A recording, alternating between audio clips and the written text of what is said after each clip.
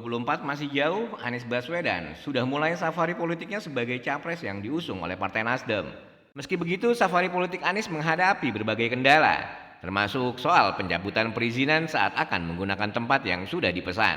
Misalnya di Aceh, izin tempat penyelenggaraan acara dicabut oleh Dinas Kebudayaan dan Pariwisata. Lalu di Riau, tempat penyelenggaraan acara terpaksa dipindahkan karena saat bersamaan akan digunakan pemerintah daerah. Menanggapi hal ini, relawan Indonesia Milenial Anies, Omar Hegaro heran sebagai negara demokrasi semestinya tidak ada persoalan semacam ini. Ia pun mempertanyakan mengenai pencabutan izin larangan berkampanye padahal waktu kampanye pun belum dimulai. Dikatakan safari Anies di berbagai daerah tidak bisa dianggap sebelah mata oleh lawan politik. Sebab sambutan masyarakat tua muda, emak-emak, anak muda, tokoh masyarakat amat luar biasa.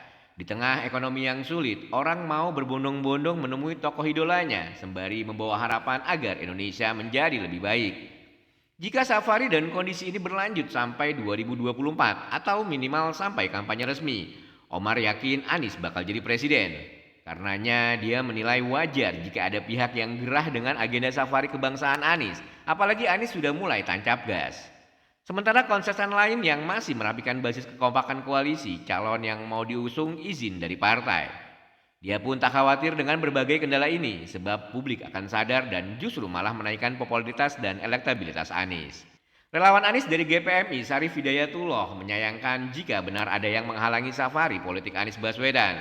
Ia mempertanyakan kenapa mereka begitu takut dengan Anies Baswedan. Mungkin sadar dukungan kepada Anies berbagai daerah mulai membesar. Untuk diketahui, hasil survei teranyar Lembaga Indikator Politik Indonesia menyebutkan dalam simulasi 3 nama capres, Anies berada di urutan kedua. Ganjar Pranowo meraih angka 33,9%, Anies Baswedan 32,2% dan Prabowo Subianto 23,9%. Padahal pada September lalu Anies meraih angka 25,7% masih di bawah Prabowo yang mencapai 29,1%. Sementara Ganjar paling teratas dengan 36,2%. Meski tanpa kehadiran Anies, seluruh simpul relawan khususnya GPMI terus bergerak menjual mantan Gubernur DKI Jakarta ini.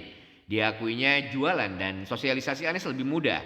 Hampir seluruh kegiatan relawan dihadiri antusiasme warga.